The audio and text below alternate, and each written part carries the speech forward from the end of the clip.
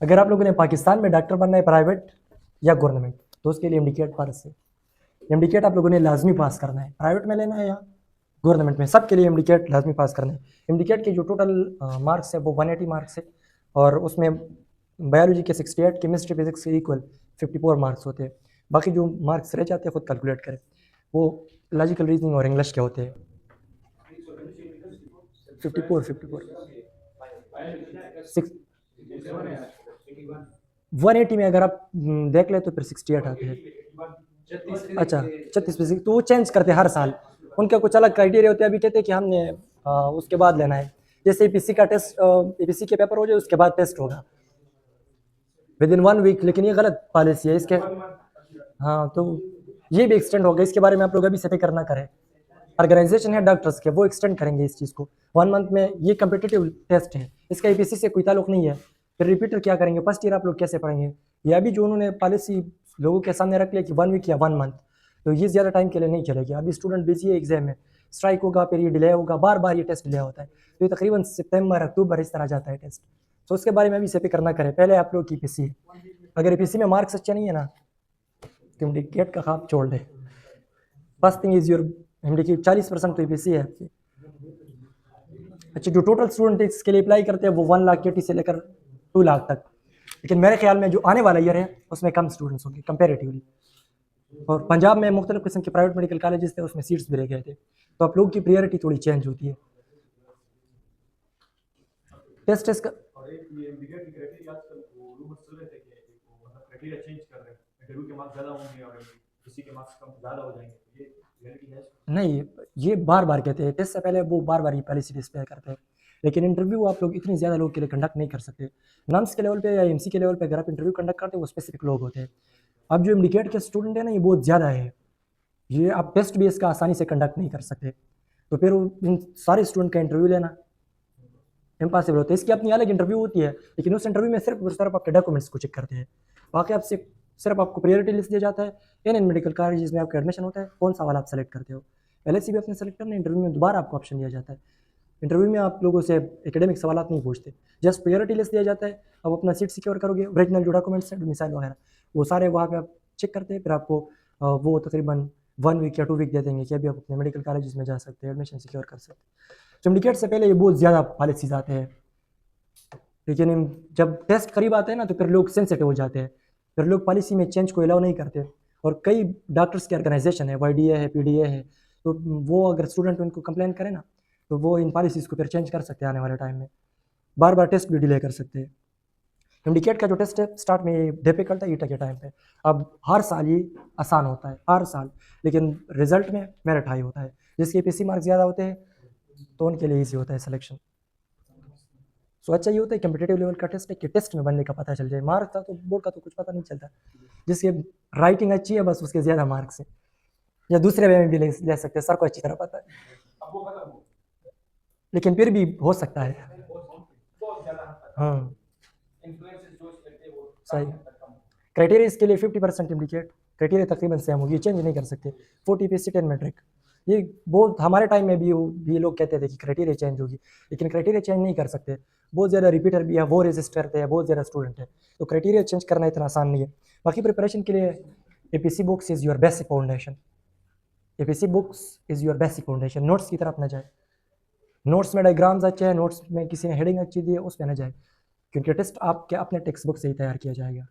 और दूसरी बात ये कि आपने स्ट्रिक्टली सिलेबस को फॉलो करना है। जो स्टूडेंट कहते हैं ना कि आउट ऑफ सिलेबस आते हैं, तो उन्होंने सिलेबस अच्छी तरह स्टडी नहीं किया होता। सिलेबस में जो जो टॉपिक्स है ना, बेटर इज दैट के अगर एक चैप्टर से 3-4 टॉपिक्स है तो आप पूरा चैप्टर कवर कर लें उसका, या 5-6 टॉपिक है, या आपको शक ना रहे, बाकी सिलेबस से आउट नहीं आता। और अगर बहुत ज़्यादा फिक्र है सिलेबस से आउट की, तो फिर आप फेडरल या पंजाब के एक्स्ट्रा टेक बुक्स पढ़ सकते हैं, 1 या 2, ज़्यादा बुक्स को आप लोगों ने पढ़ना नहीं है।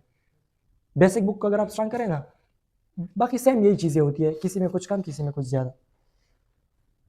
अपना टेक्स्ट बुक और पंजाब और फेडरल में जो आप लोगों को अच्छा लगे वो फॉलो करें। अगर पंजाब की बायोलॉजी फॉलो करें वो थोड़ी शार्ट है फेडरल से, और फेडरल की केमिस्ट्री फॉलो करें, सिर्फ और सिर्फ सिलेबस, सारी चीज़ें आप लोग फॉलो ना करें। अब मुझे पता नहीं है, 5 साल हो गए, हमारे टाइम में जो बुक्स बेस्ट है वो मैं आप लोगों को बताऊंगा। मार्केट में अब अच्छे अच्छे बुक्स होंगे, प्रैक्टिस एमसीक्यूज बुक्स। फिजिक्स के लिए हम जीनियस सीरीज़ यूज़ करते थे, आई थिंक अभी भी ज़्यादा लोग यूज़ करते हैं, केमिस्ट्री के लिए चैम्पियन सीरीज़ यूज़ करते थे। ये बुक्स आप लोग टाइम पे ले लें, टाइम पे। मेरी तरह नहीं, ये 2 मंथ्स रह गए थे या तकरीबन 50 दिन, और मुझे मैं फरजाद ने मुझे कहा सर कि अब अभी तक आपने बुक्स नहीं ली।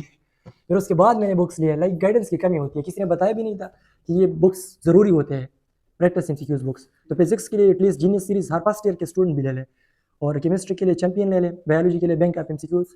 बायोलॉजी मेनली मेमोराइजेशन बेस्ड आती है, रटा बेस्ड, तो बैंक ऑफ, हाँ। अब मैंने बताया कि मार्केट में अच्छे अच्छे बुक्स होंगे, वो वक्त के साथ ट्रेंड चेंज होता है, तो आप लोग मुझसे बेहतर जानते हैं। लेकिन जो बुक्स मैंने यूज़ किए थे बाई सेल्फ और अच्छे थे, तो आप लोग वो भी फॉलो कर सकते हैं, कम अज़ कम बेसिक एक्स्ट्रा आप लोग ले सकते हैं। बायोलॉजी के लिए बैंक ऑफ एमसीक्यूज़ और एमएम। बाकी इंग्लिश के लिए सिंपल रूल है, नसीर अब्बास सर के नोट्स और रिनन मार्टन जो सिलेबस में दिए, जस्ट वो फॉलो करें। अपने एपीसी का जो सेकंड ईयर का बुक है, ज़्यादातर चीज़ें उससे भी आती है, लेकिन वो सारा आप लोग पढ़ नहीं सकते। जो जो चीज़ें इंग्लिश के सिलेबस में दी है, बस वही रिनन मार्टन से फॉलो करें।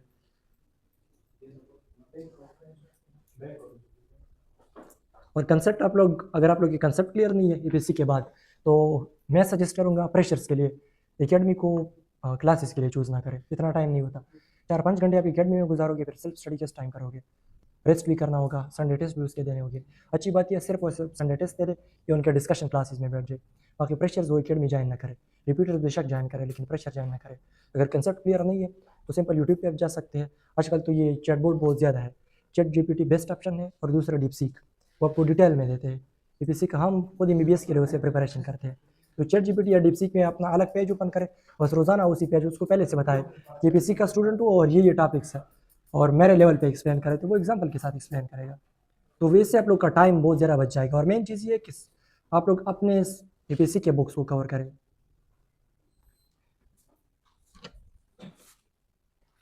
कुछ और भी टेस्ट होते हैं, एक एचईसी का टेस्ट है, वो सिर्फ फाटा वालों के लिए होता है। उसमें मेनली 10% पार्ट आउट के लिए होता है, मेनली पार्ट टाइम के लिए ये टेस्ट होता है, और 90% जो सीट्स होते हैं वो पार्ट टाइम के स्टूडेंट के लिए होते हैं। पार्ट आउट में वो स्टूडेंट सेलेक्ट होते हैं जिनके मार्क्स हाई होते हैं, और वो उसका अपना एक अलग क्राइटेरिया है। अभी अगर उस पर लग जाओ, पाटा वाले हैं इधर, हाँ, तो फिर वो आप बाद में देख सकते हैं। वो इंडिकेट के बाद होता है रिलैक्स वे में। एचईसी वालों की एडमिशन भी लेट होती है मेडिकल कॉलेज में, तो उसकी सीट डिस्ट्रीब्यूशन और सब चीज़ के लिए टाइम होता है। लेकिन एचईसी का टेस्ट भी मस्ट है, अगर आपके मार्क्स अच्छे तो एटलीस्ट स्कॉलरशिप तो मिल जाएगा। 1,43,000 अभी तो मेरे ख्याल में डबल किया है, 3 लाख तक आता है स्कॉलरशिप एचईसी का। तो एचईसी में लाजमी फाटा वाले अप्लाई करें, जिनके डोमिसाइल फाटा के ना वो सारे और सब डिविजन्स के, वो एचईसी के लिए अप्लाई करें। एचईसी में फिर 2 चीज़ें होती है, एक स्कॉलर्स का सिलेक्शन होता है, वो एचईसी के बेस पे होता है, और उसके बाद जो सीट्स का मेरिट होता है मेडिकल कॉलेज में सिलेक्शन का मेरिट, वो आपके वही इंडिकेट मार्क्स के बेस पे होता है, तो उसके लिए भी इंडिकेट कंपलसरी है। इंडिकेट टेस्ट के बाद अक्सर होता है, हमारे टाइम में इंडिकेट से पहले था, लेकिन अब यूजुअली इंडिकेट के बाद होता है, कई साल हो गए।